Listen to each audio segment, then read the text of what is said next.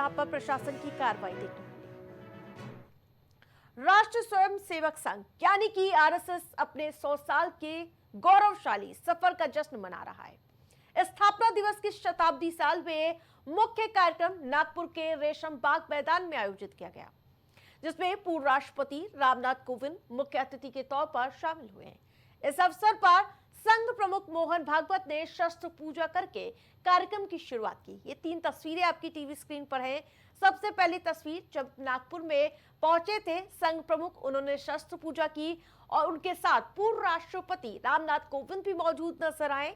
और इसके अलावा इसके बाद संघ प्रमुख ने अपना मंत्र भी साझा किया।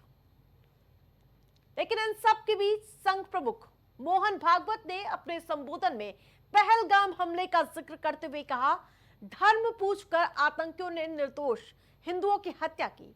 उन्होंने ये भी कहा कि हमारी सेना और सरकार ने पूरी तैयारी के साथ इसका जवाब भी दिया। इस घटना ने हमें सिखाया कि दोस्त और दुश्मन का भेद समझना कितना जरूरी है। मोहन भागवत ने नक्सलियों और उग्रवाद पर कड़ी कार्रवाई की आवश्यकता पर भी जोर दिया है। उन्होंने कहा कि अंतर्राष्ट्रीय और पड़ोसी देशों में हिंसक आंदोलनों से हमें सीख लेना चाहिए कि कितनी जरूरी है सुरक्षा और हमेशा सजग रहना कितना जरूरी है। अब आपको संघ प्रमुख का बयान सुनाते हैं। श्री गुरु तेग बहादुर जी के बलिदान का 350वां वर्ष इस नाते और संपन्न होगा। हिंद की चादर बनकर जिन्होंने अत्याचार, अन्याय और सांप्रदायिक भेदभाव से समाज के मुक्ति के लिए अपना सर्वोच्च बलिदान दिया, समाज की रक्षा की, ऐसी एक विभूति, उसका स्मरण इस वर्ष होगा। आज 2 अक्टूबर है, इसलिए स्वर्गीय महात्मा गांधी जी की भी जयंती है। अपने स्वातंत्र्य की लड़ाई में उनका योगदान तो अविस्मरणीय है, परंतु स्वतंत्रता के बाद भारत कैसा हो, भारत का जीवन किस प्रकार के तंत्र से चले, उसके बारे में विचार देने वाले हमारे जो उस समय के दार्शनिक नेता थे, उनमें उनका स्थान अग्रणी है। अमेरिका ने जो नई टैरिफ नीति अपनाई, उनके अपने हित के लिए अपनाई होगी, लेकिन उसकी मार तो सभी पर पड़ रही है। इसलिए ये सारा परिदृश्य अथवा ये सारी प्रचलित पद्धति, उस पर हम निर्भर हो जाए ऐसी नहीं है। विश्व का जीवन परस्पर निर्भरता से ही चलता है। राष्ट्रों में आपस में सब प्रकार के संबंध होने पड़ते हैं। अकेला राष्ट्र अलगाव में, आइसोलेशन में जी नहीं सकता। परंतु ये निर्भरता मजबूरी में न बदल जाए, क्योंकि वो कब बदलेगी, कैसे बदलेगी, उसका कोई पता नहीं। और इसलिए इस निर्भरता को मानते हुए, विश्व जीवन की एकता को मानते हुए, हमको इसको मजबूरी न बनाते हुए जीना अगर है तो स्वदेशी और स्वावलंबन का कोई परिणाम नहीं, कोई पर्याय नहीं। हमको आत्मनिर्भर होना पड़ेगा, स्वावलंबी जीवन जीना पड़ेगा, स्वदेशी का उपयोग करना पड़ेगा, और फिर भी अंतर्राष्ट्रीय संबंधों का सब प्रकार के, राजनयिक हो, आर्थिक हो, व्यापारिक हो, इन सबका जतन हमको करना पड़ेगा। लेकिन उसमें मजबूरी नहीं होगी, हमारी अपनी इच्छा। तो आरएसएस की स्थापना 27 सितंबर 1925 को नागपुर में डॉक्टर हेडगेवार ने की थी। 1926, जहां आपको बताते चले 1926 में इसका नाम राष्ट्रीय स्वयं सेवक संघ तय हुआ। 1930 में हेडगेवार गांधी जी के आंदोलन में शामिल होकर जेल गए। 1931 में संघ की यूनिफॉर्म तय की गई। 1939 में हेडगेवार के निधन के बाद माधवराव गोलवकर जहां संघ प्रमुख बने, यानी कि इसके बाद इनकी शुरुआत होती है इनके साम्राज्य की।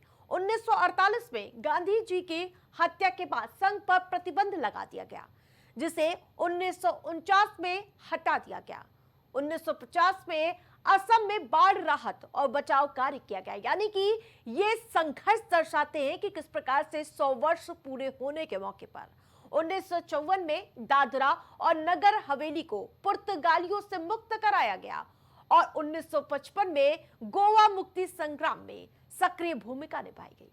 1962 और 1965 के युद्धों में संघ ने सेना और प्रशासन का सहयोग दिया। 1966 में हिंदू समाज को जोड़ने के लिए हिंदू यानी कि विश्व हिंदू परिषद की स्थापना की गई। 1971 के पाकिस्तान युद्ध में भी संघ ने सरकार का सहयोग किया।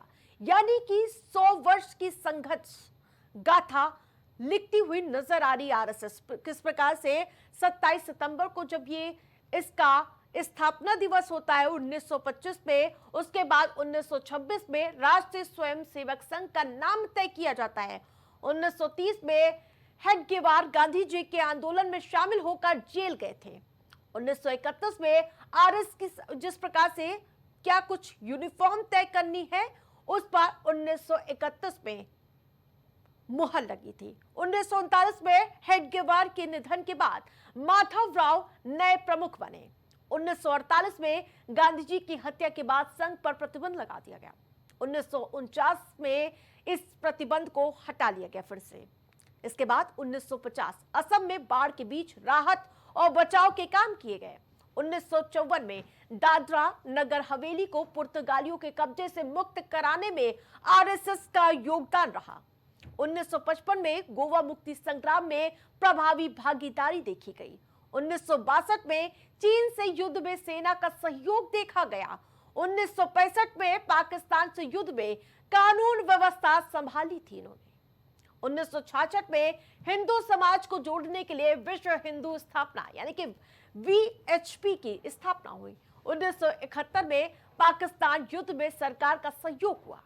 तो वहीं अब आपको बताते हैं 100 साल पहले जहां 1925 में नागपुर में डॉक्टर केशव बलिराम ने राष्ट्रीय स्वयंसेवक संघ की स्थापना की थी।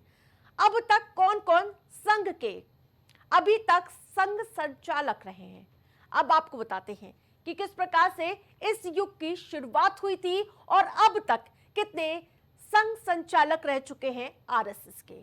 जिस प्रकार से राष्ट्रीय स्वयंसेवक संघ की स्थापना की और इसके बाद संगठन को आगे बढ़ाने का कार्य संभाला माधव सदाशिवराव ने।